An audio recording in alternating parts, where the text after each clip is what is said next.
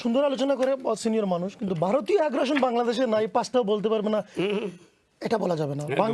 বাংলাদেশের প্রথম ভারতীয় আগ্রাসন হচ্ছে বাংলাদেশে, তারা দিল্লি থেকে সংবিধান লিখে দিয়েছে, শাসন এবং সংবিধান লিখে দিয়েছে ভারতে। শাসন আমার প্রথম সংবিধান লিখে দিয়েছে ভারতে লিখে দিবে, আইনি আগ্রাসন শুরু করছে বাংলাদেশে। বাংলাদেশের সব গণমূর্খ ছিল। দেখেন একজন সিনিয়র না, এই সব কথাবার্তা না, সিনিয়র টিনিয়র না, আপনার বক্তব্যে আমি কথা বলা যাবে না, আপনার বক্তব্যে আমি এইসব বাজে কথা বলা যাবে না। আচ্ছা ঠিক আছে, বাংলাদেশ সংবিধান লিখে দিয়ে ইন্ডিয়া লিখে দিতে হবে। প্রথম আইনি আগ্রাসন সংবিধান লিখে দিয়ে বাংলাদেশ, আপনি যে শিক্ষার বললেন না, বাংলাদেশের 80% বই এবং সিলেবাস আসে ভারত থেকে, ভারতীয়।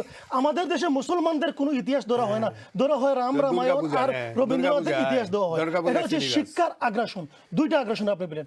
আমাদের দেশে কালচারাল আগ্রাসন হয়।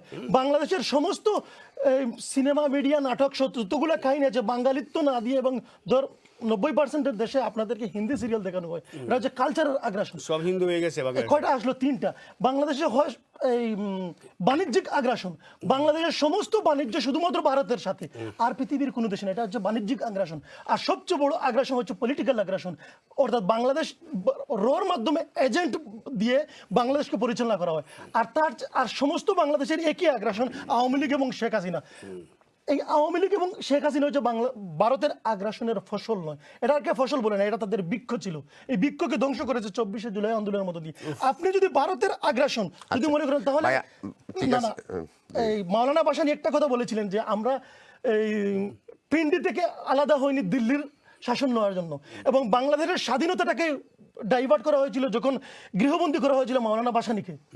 ভারতে যখন মাওলানা ভাসানী যখন ভারতে গিয়েছিলেন, তাকে গৃহবন্দী করা হয়েছিল, তখন বঙ্গবন্ধুর হাতে, তাদেরই একজন এজেন্টের হাতে বাংলাদেশ তুলে দেওয়া হয়েছিল। এবং আমি যে আগে বলছিলাম, আপনি বলছিলেন এলিটরা বাংলাদেশের স্বাধীনতাকে নষ্ট করেছে, বাংলাদেশের 3rd ক্লাস পলিটিশিয়ানদের হাতে বাংলাদেশকে তুলে দিয়ে এই আগ্রাসন শুরু হয়েছে।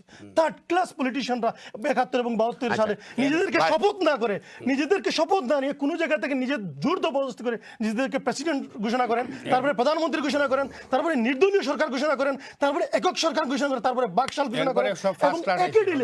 একই ডিলে পৃথিবীর ইতিহাসে বাংলাদেশের আইন শৃঙ্খলা বাহিনীকে, আর্মিকে আগ্রাসন করে, বাংলাদেশের আর্মিকে পৃথিবীতে কলঙ্কিত করা হয়েছে 75-এর গুলির মাধ্যমে। একই ডিলে 2টি পাখি মারলো, বাংলাদেশের রাজনীতিবিদদেরকে নষ্ট করলো এবং সামরিক সিস্টেমকে নষ্ট করে ইন্টেলিজেন্স যারা সামরিক নেতারা ছিল তারা ওই 75-এর সাথে জড়িত হয়ে গেল এবং বাংলাদেশ ছেড়ে দিল। কি বলেন আগ্রাসন নাই? 75-এর কি হয়েছিল? আজও বাংলাদেশের আগ্রাসন, 75-এর পরে এরও ভারতীয় আগ্রাসন ছিল। আপনি এটা মানতে মানলাম যে একটা আগ্রাসন খেলে কি দিছেন আমরা সংবিধানটা। আমি একটু শিখি তোমার কাছ থেকে। দেখুন, বাংলাদেশের সংবিধান প্রথমে হিন্দু একজন নাম, ভদ্রলোকের নাম ভুলে গিয়েছি এই মুহূর্তে, মনে হচ্ছে না, কিন্তু এটা আমি তো আমরা কোরআন শরীফ খেয়ে ট্রান্সলেট করছে পয়লা। দেখুন, কোরআন শরীফ বা ধর্মীয় কিতাব না হিন্দু বেটা তো আমার কোরআনও করছে, হয়তো মুসলমান এমন আসনা না লেখার লাগি এই সময় হয়তো লেখা হয়েছে। ধর্মীয় কিতাব ট্রান্সলেট হচ্ছে লিখিত। আল্লাহ ধর্মীয় কিতাব ট্রান্সলেট করা যে কেউ করতে পারে, তার জ্ঞান থাকে, মেধা থাকে, করতে পারে। কিন্তু হিন্দু বেটা করছে উপরাওয়ার পয়লা গিরিশ চন্দ্র দাস। সংবিধান রাষ্ট্রের মূল কাঠামো। কে দিছে সংবিধান কে লিখলো? ইন্দিরা গান্ধী লিখেছে বলে হয়। গিরিশ চন্দ্র সেন। সংবিধান হচ্ছে রাষ্ট্রের মূল কাঠামো ভাই, এটা দিয়ে আইন চুরি হয়। এখন আমি তো সংবিধান 72-এর সংবিধানকে মানে না, কেউ নাম কইতে পারলেন। আচ্ছা যাই হোক, আচ্ছা বলি গেছে, আচ্ছা ভুলে গিয়েছি। আচ্ছা সেকেন্ডটা দাও। জি, ইন্ডিয়ান নাটক বাংলাদেশও ইগো ফ্রি, পাকিস্তানও ফ্রি, এশিয়ান সাবকন্টিনেন্টও ফ্রি।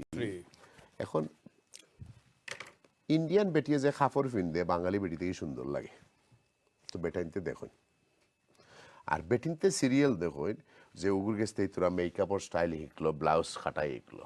লন্ডন চ্যানেলাইজ করার আগে বাঙালিরা হিন্দিয়ে মারতো আমরার লগে, হ্যাঁ বাংলা সিলেটি মারতে পারতো না।